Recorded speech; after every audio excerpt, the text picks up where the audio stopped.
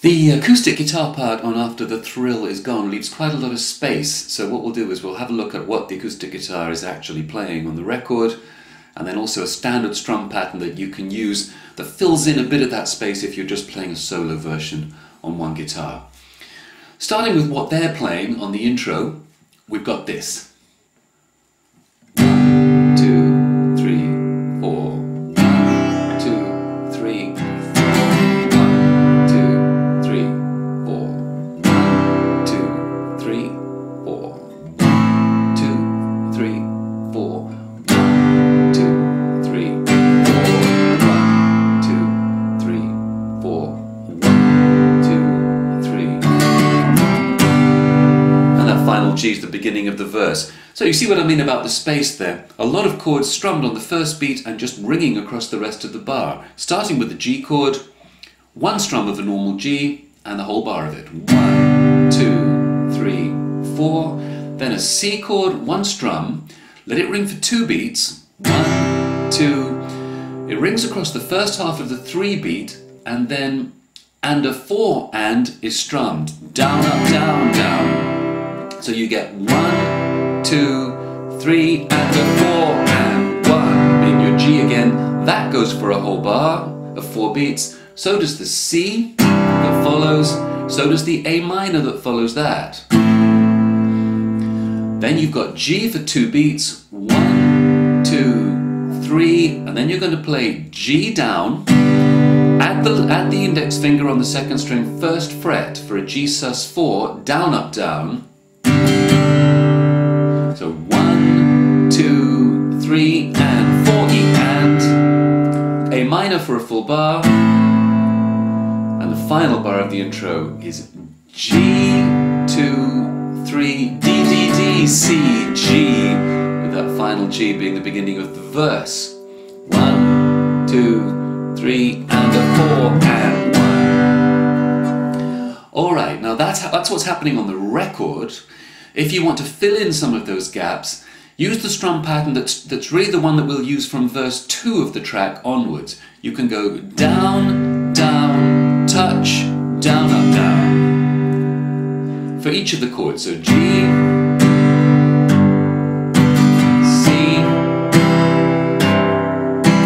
A touch, I'm just sort of hitting the bass end of the chord, but the middle of the chord's fine too. It's not an emphatic down strum, it is a touch of the strings.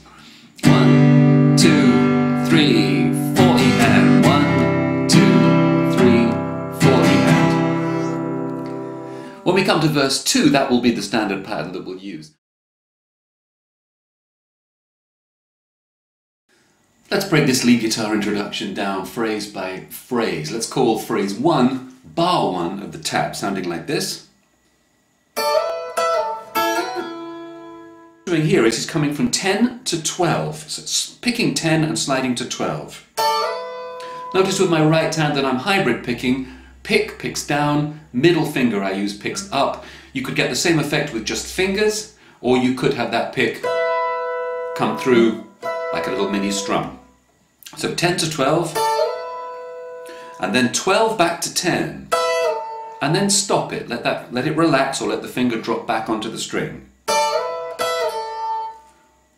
Then we're going to bring on silent strings the pair of fingers down to fret 5 and pick 5, slide 7, slide back to 5. And then there's a little hinted scratch on the record you can put in if you want to. Like that. Optional. So the count of that is 1 and 2 E and a 3 and a 4. And if you want the scratch, it's on the and of 4. Phrase 2 goes like this.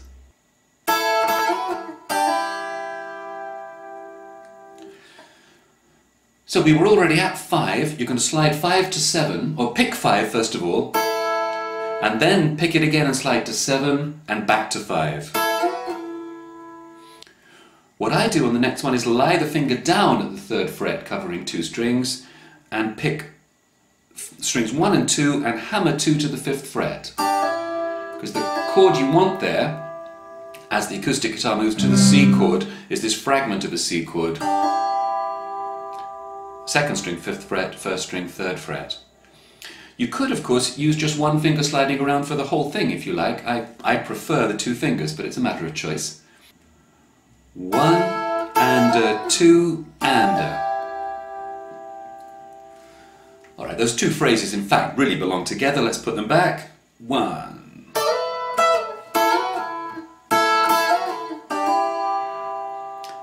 That's it. Now what happens is you essentially repeat it at bars 3 and 4 of the tab. Repeat it on the record. There's a very tiny difference in the rhythm, but it's more of a feel thing. Basically play it the same way again, and that takes us to bar 5 and the move to the A minor chord on the acoustic guitar. We want the 5th fret with our two fingers, slide from the 3rd. A quick slide. Then you're going to do the same slide, but then slide it back to 3. So the count of that one is more simple. 1, 2, 3 and then we've got the phrase as the song moves back to the G chord at bar 6. Now that's probably the most difficult phrase in the introduction. We want to slide quickly from 5 to 7 and then continue the slide up to 10. So you stopped at 7, but you're going to continue up to 10. Now change finger position. At 10, replace the two fingers with one finger and pick strings 1 and 2 and hammer the first string to 12 and then slide the whole shape back down 2 frets to where the half bar is at 8. That's not so easy.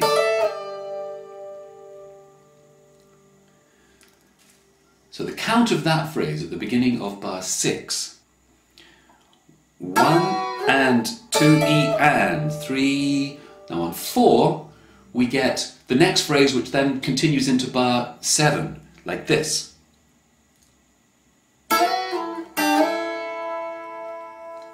So sliding from 5 to 7 and back to 5.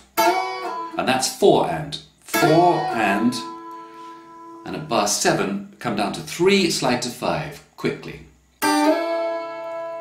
So 4 and 1 E and 2 and then you play almost the same phrase again on 3 and 4 and.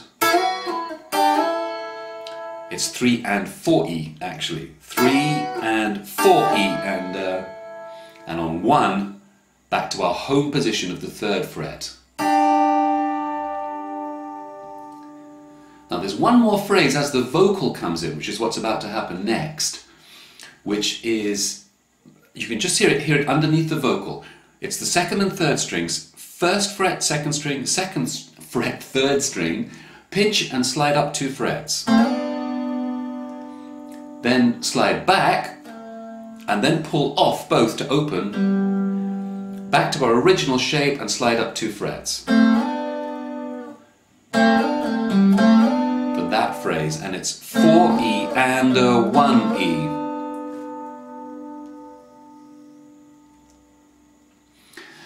And immediately after that, in comes the vocal with the same dancers. All right, let's play the whole thing through again. 1, 2, 3, 4, 1. 3, 4, 1. 3, 4, 1. 1, 2, 3, 4.